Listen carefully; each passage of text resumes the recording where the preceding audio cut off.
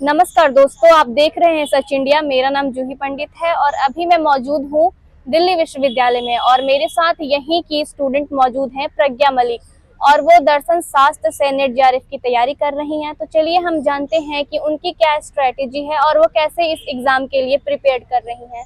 Ma'am, अपने बारे में बताइए आप। मेरा नाम प्रज्ञा मलिक है। लास्ट जून वाला अटेम्प्ट दिया था, जो जून वाला अटेम्प्ट दिया था वो काफी मतलब पढ़ के दिया था कि लाइक ऑल बुक्स को कवर किया था। बहुत सारी चीजें होती हैं, जैसे एक एग्जाम, हर एक एग्जाम कुछ ना कुछ मतलब मांगता है स्टूडेंट से ना, जो उसके एस्पिरेंट्स होते हैं।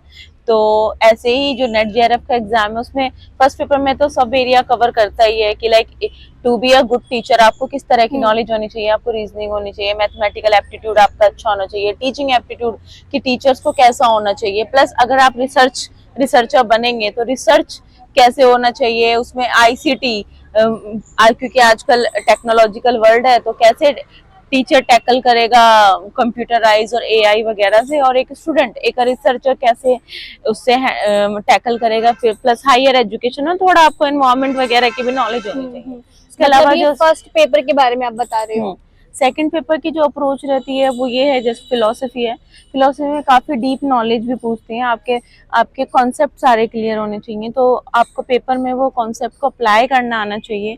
प्लस कुछ याद करने वाली चीजें हैं वो भी आपको याद होनी चाहिए, और इस तरह की मतलब प्रॉपर आपके कॉन्सेप्ट, लर्निंग एबिलिटीज ये दोनों ही क्लियर होनी तो चाहिए। मैम, सेकंड पेपर में जैसे दर्शन शास्त्र है तो उसमें कितने सारे बुक्स की जरूरत पड़ती है पढ़ने के लिए और उन बुक्स के नाम क्या क्या क्या होते हैं। जैसे इंडियन फिलोसफी के लिए रत्तायन चैटर्जी है और सीडी शर्मा है। उसके अलावा फिर आप वेस्टर्न फिलोसफी में जाते हैं, वाई मसी है। उसके अलावा भी बहुत सारी बुक्स हैं वेस्टर्न फिलोसफी में। एथिक्स की अलग बुक्स है। पॉलिटिकल साइंस, पॉलिटिकल फिलोसफी जब हम पढ़ते हैं ओपी गाबा है, और भी नारायण मूर्ति, इस तरह की बहुत सारी वो हैं। उसके अलावा आपके लॉजिक की बुक्स हैं, 2 से 3 बुक्स लॉजिक की हैं।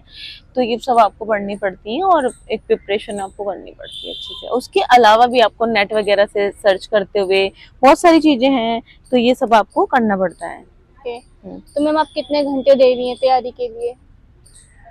फिलहाल तो मेरा ये रूटीन है कि मैं सुबह 11 बजे से रात के 1 बजे तक पढ़ती हूँ लाइब्रेरी में ही। तो मैम, आप लोगों ने कोई मतलब ऑनलाइन क्लासेस ज्वाइन कर रखा है या फिर खुद से सेल्फ नहीं, प्रिपरेशन खुद करते से। हैं। और कुछ ऐसे टॉपिक में दिक्कत होती है तो सर्च भी करते हैं, ऐसा पूरा ऑनलाइन नहीं करते हैं। एक दो टॉपिक्स, कभी कोई दिक्कत हो रही है, कुछ नहीं समझ आ रहा है किसी टॉपिक में, तो उसको ऑनलाइन भी सर्च करते हैं। फ्रेंड्स वगैरह से जिनका जेआरएफ है उनसे मतलब हेल्प लेते हैं।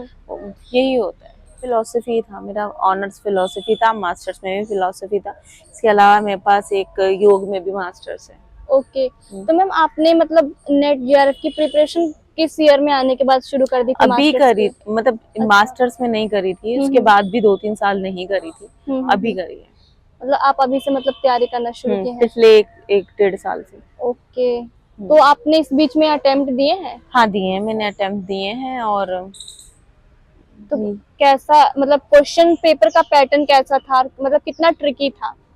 ट्रिकी तो नहीं होता, जब पढ़ा होता है तो आपको कुछ ट्रिकी नहीं लगता है। हाँ, कंफ्यूजिंग हो जाते हैं चीजें, क्योंकि और जब आपने सब चीजें पढ़ी होती हैं, आपके ध्यान में से गई होती हैं, तो ट्रिकी तो ऐसा कुछ नहीं होता है, आपके कॉन्सेप्ट्स अगर क्लियर होंगे। हाँ, कुछ क्वेश्चंस आते हैं ऐसे कि घुमा के पूछ लेना, या क्योंकि एग्जाम में जब आप बैठे हो तो वहां पे आपका जो माइंड है वो प्रेशराइज होता है, कहीं ना कहीं आपको जल्दी क्वेश्चंस करने हैं, सारे करने हैं, और प्लस सही होना चाहिए। वहीं आप उसी पेपर को अगर आप मतलब बाद में देखें तो आपको बहुत सारे क्वेश्चंस ऐसे दिखते हैं कि अरे ये तो इतना इजी था। वो चीज बाद में जाकर हमें आसान लगने लगती है। क्योंकि हम रिलैक्स माइंड से उस टाइम कर रहे होते हैं। ओके। और एक कॉम्पिटिटिव एग्जाम की अप्रोच ये होती है, जिसका माइंड जितना रिलैक्स रहेगा वही आगे बढ़ता है। और जिसकी अच्छी प्रिपरेशन होती है वो फिर देखो प्रिपेयर सभी करते हैं, देखो प्रिपेयर सभी करते हैं। हाँ। बस डिफरेंस ये होता है, तो लक होता है का presence of mind at the time of giving exam. तो जब आप एग्जाम दे रहे होते हैं, आपका माइंड कैसा है आपके तो उसी पे डिपेंड करता है। क्योंकि जब कोई किसी एग्जाम के लिए पढ़ रहा है, शायद मेरे जितना अगर किसी को चाहिए तो सभी पढ़ रहे होंगे, लेकिन अप्रोच वही हो जाती है कि आपका माइंड कितना रिलैक्स है जब आप एग्जाम दे रहे हैं। जिसका माइंड जितना रिलैक्स उतना अच्छा है, जितना प्रेशर लोगे सारे क्वेश्चंस गलत होते हैं। ठीक है। तो मैम, आपके 10th और 12th में कौन से सब्जेक्ट फेवरेट थे। मेरा फेवरेट मैथ्स था। मैथ्स था। हम्म। और फिर आपने फिर इसको दर्शन शास्त्र में। हम्म। ओके, तो फिर लाइक मैम आप कोई भी मतलब प्लेटफॉर्म फॉलो कर रही हैं मतलब ऑनलाइन? नहीं, मैं फर्स्ट पेपर के लिए करती हूँ। ओके। जैसे मैथ्स के लिए बहुत अच्छा होता है तलवीर सिंह की वीडियोस, शायद मुझे नहीं लगता उससे अच्छा मैथ्स कोई पढ़ा सकता है। हम्म। और JRF अड्डा है, वो इन्वायरमेंट बहुत अच्छा पढ़ाते हैं और करंट अफेयर्स बहुत अच्छा पढ़ाते हैं, शॉर्ट 9 से 10 मिनट में। जैसे बहुत सारे आप ऑनलाइन उठा के देख लेंगे, एक एक दो दो घंटे बर्बाद। ये फालतू की महामैराथन वैराथन ये जो चलती है बर्बाद। एक एक घंटे 10 10 घंटे की कोई मतलब नहीं है इनका। वहीं JRF अड्डा की आप देखेंगे, अपनी यूनिवर्सिटी करके एक चैनल चलाते हैं, वो छोटी छोटी वीडियोस है 9-9 10-10 मिनट की, और क्वेश्चंस आते हैं उसमें से। ओके। इतनी शार्प और इतनी सटीक वीडियो बनाते हैं। ओके, कंटेंट जितना छोटा हो, जितना डीपली हो, उतना अच्छा रहता है। तो आप यहीं पे मतलब दिल्ली यूनिवर्सिटी में ही पढ़ रही हैं अभी? जी। तो आप अभी क्या कर रही हैं? अभी तो मैं कुछ नहीं कर रही हूँ, अभी तो मास्टर्स कर रही है। लास्ट टाइम भी इंटरव्यू दिया था PhD वगैरह का, हुआ नहीं था, लेट्स सी।